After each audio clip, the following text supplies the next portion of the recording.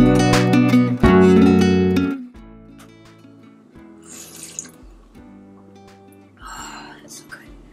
really need to wake up. Hi guys, it's roughly about 7:15-ish. I'm trying to wake up, actually just woke up, made coffee, and I need to get a few things out of the way before I start my work.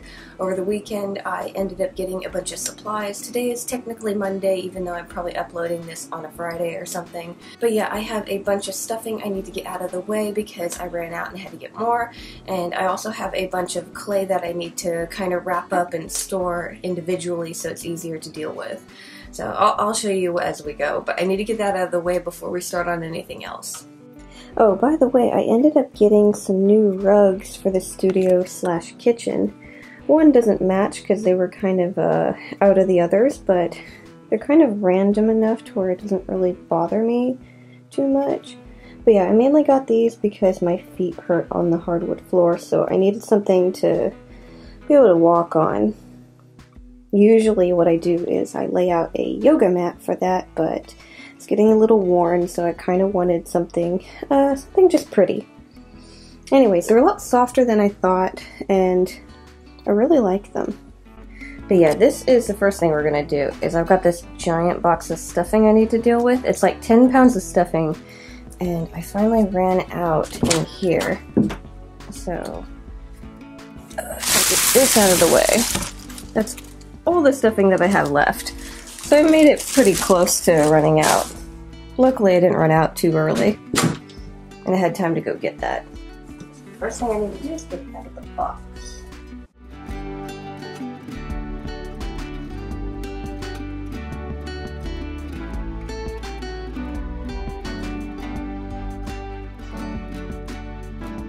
There we go, all in there. That was a little bit more difficult than I thought. It's been a while since I bought one of these, so I really had to like wrestle it in there. Okay, now that we have the stuffing out of the way, I have a large container of clay that I gotta deal with. I've been buying these in bulk lately, and it's just easier to divide them into tiny little pieces. So that's what I'm gonna do. I'm gonna break this down into a bunch of little pieces of clay that I could just grab from. Okay, so this is the giant thing of clay that I've ordered, and like I said, we're gonna be breaking it up. It's 24 pounds. And I want to break it up into just easy, more manageable pieces. I've actually already gotten into this.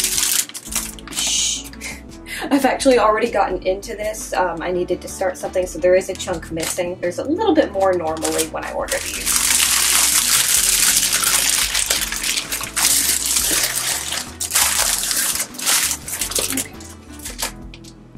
It's also not as pretty as it normally is when I get giant chunks of clay like this, because I had issues with this order. Now, I just recently started doing clay this way because it's just a lot easier, because normally with art stores, the amount of clay that they have, like in bulk, you can get like 4 pounds normally. Every now and again they'll have 8 pounds of the clay, but it was just cheaper to go online and order 24 pounds.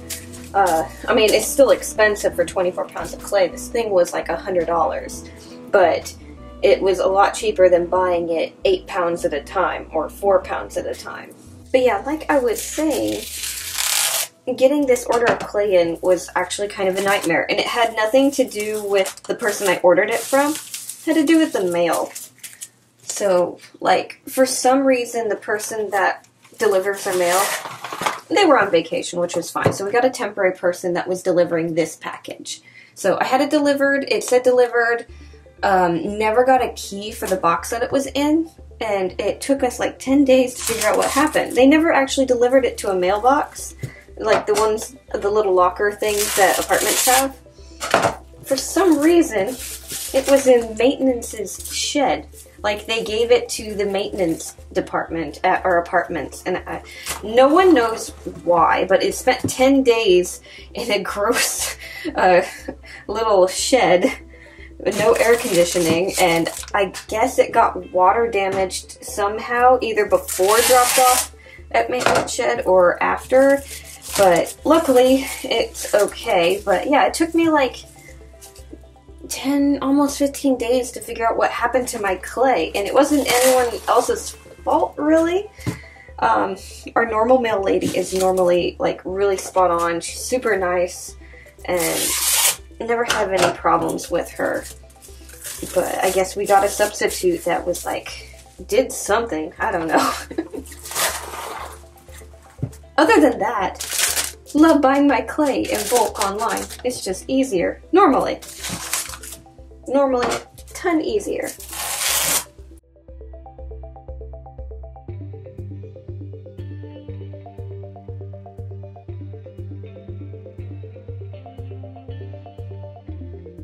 Okay, that is the last of it, all wrapped up. They don't look super pretty like last time I did this, but oh well. I'll put them in the little storage closet that I have, and then we can start on actual work. Okay, so I have the bats basically almost done. We need to fur the faces, but everything needs to dry first, so I'm going to start on something else. So what I'm going to work on is going to be this little scorpion dude.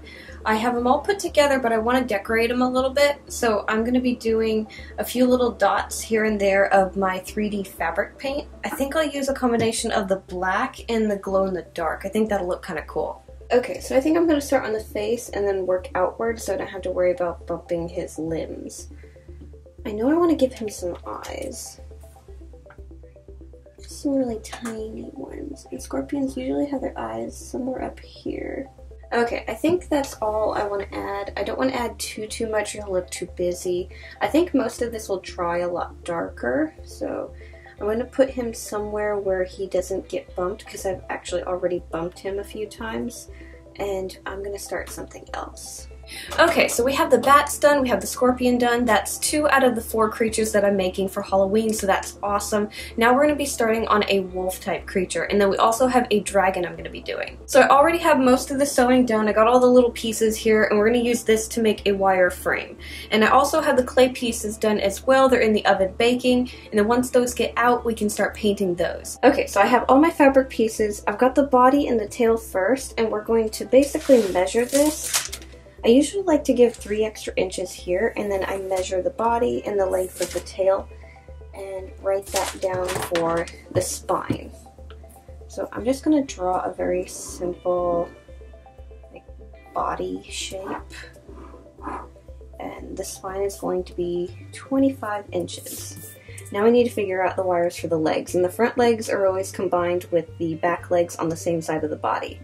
So I need the body piece laid out, and then I'm going to take a leg for the front and a leg for the back, and we're going to give a few more extra inches also, so normally like 2 or so on each foot, and then follow the length of the leg to the shoulder blade, roughly about the middle of this part. Go across here, and then we're going to go down the other leg, and that is about 28 inches. So we need 1 wire 25 inches and 2 wires 28 inches. We might have to add more going down like this if the head is too heavy. Okay, so I'm a little bit low on wire. I have a 14 gauge here, which we have enough to do the spine with. And then the wires for the legs will have to do with my 16 gauge.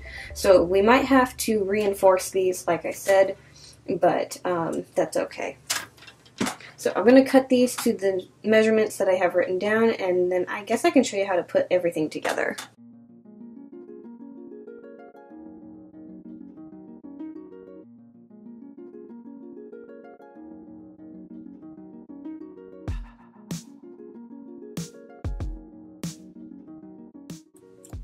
Okay, so I grabbed the body and the tail again, and we're going to use this to get the shape of our wire. So normally I bend the end of the wire that goes inside of the clay head, kind of like that, so it has more to grip onto when we insert it. And then just kind of measure out. So that's roughly where the shoulder blade is. That's where we're going to add the wires for the legs. And then we're going to measure down to where this point is and bend there. So that'll mark out where we're adding the other wires. And then I'm going to take these two and bend them at the same time.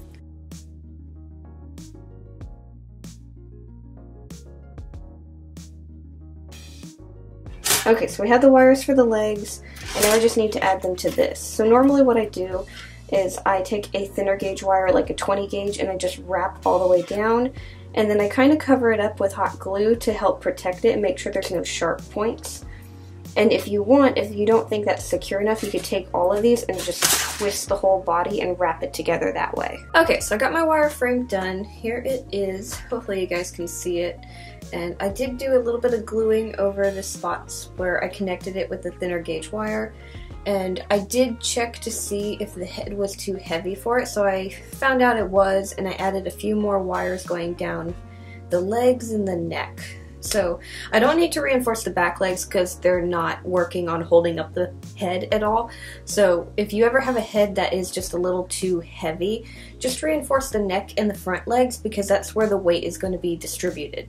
Back legs don't need to be added unless you're having issues with something down on this portion being held up. Anyways, I think I'm going to take a quick lunch and then I'm going to get back and we can start painting our clay pieces.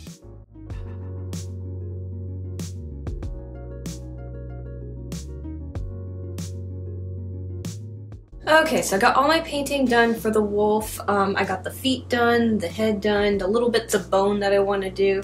I decided to just get them out of the way. And this is what we have for the head. Get zoomed in. Got a lot of scarring and just kind of like rottedness over on this side. And then this one's kind of pretty plain because we are going to fur it. So yeah, I'm really happy with how this came out. We'll see what it looks like after we resin it. Okay, and then down here we have all the feet and the little bits of bone that I'm going to be using. And like I said, I'm going to keep the feet pretty simple. I really didn't do much to them. I do want them to look a little bit rotted, so I added some kind of like browns and stuff here and there. And then for the bones, I've got, here's the vertebra, it shows a bit more. This is going to go down the spine, and all I did was kind of paint over it with black and then wipe away any excess paint so it kind of looks like, not like a whitewash, but a black wash, I guess. But yeah, that's kind of how I like doing my bones. And then of course got the head over here. So yeah, there's all the clay pieces. So hopefully we can get him put together pretty soon. Okay, so we got the painting done for the wolf, and I have a few minutes left, so I figured I'd do something real quick and make some resin claws. Now, I semi-recommend using Play-Doh for this, semi-not. This is just because I'm really cheap, and I haven't invested in making molds. So basically what I'm going to be doing is making like a temporary mold. And I honestly need to get new Play-Doh. This is starting to get kind of old. But yeah, I'm going to get all of this out and make like a flat surface inside of the Tupperware container. Okay, so I got all my Play-Doh stuff together. I'm just going to lay it out in here. I want it semi-flat. I want it thick enough to where I can push something in still. Okay, now what I'm going to do is I'm going to take this. This was just me messing around with resin, so this is actually made out of resin. And I'm just going to use the very tip of this to make tiny claws because it's a big claw and I just want to use just the tip for this. And I'm just going to be pushing into this to make my little indentions. I don't want to hit the bottom where the Tupperware is, but I want them to be roughly all the same size. Okay, so that looks pretty good. I know it just looks like I stabbed a bunch of holes into Play-Doh, but hopefully this will actually turn into claws. And now we need to mix up the resin. Now I recently switched to a different brand of resin so I could buy it in bulk. The crafting kind I had, I really couldn't get large, so I do have a more industrial type resin. It's still the same type, but it's made more for like countertops and stuff, not for like crafting stuff. So it does smell a bit stronger. So I would only recommend this if you're okay with it smelling a bit stronger. So it's a little difficult for me to pour right now with it being so full. So I try to be as careful as I can. And part A is kind of thick, so it doesn't like to just pour nice and evenly. It likes to go into big globs. But yeah, the main reason I switched to a larger container, a more industrial type, is just cheaper and I can get a lot more for my money. So like these are 1/2 gallons and I think it was like $40 something for both of them because it's part A and part B. And then normally, like the other size that I was getting was, I think, 64 ounces total, and that was running about $20 to $30 after tax and stuff at the craft store. So these are like a lot cheaper, and it's actually better quality resin. Oh, and this is a 2-part epoxy, so basically even amounts of both containers. There are different types, so if you're buying different brands based off of price and stuff, make sure that you know how to measure them out, because some of them have different measurements. Some are even done after weight instead of like quantity and stuff like that. So just look into that with each one that you're looking into to make sure that you can handle measuring them out to mix them properly. For me, it's just a lot easier to do half and half. So now what I'm going to do is I want it to be kind of clear but sparkly. Like I did a test run making some horns, and I'm trying to get something along this line here. But I used the white glitter and a little bit of gold, and I'm really happy with how these horns came out, and I want to do the same thing with the claws. Okay, so I'm just going to pour this into the molds that we made, close that container up, and set it off to the side to cure. Okay, I got those all filled. I kind of did a messy job of it, but I can sand off whatever was overflowing. And then I made way more than I thought I needed. So I filled some extra molds to maybe do some eyes or gems or stuff with.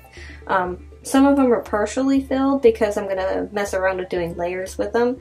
And then others are all nice and full. So yeah, I made way too much resin, but it's hard to pour small amounts of resin with this.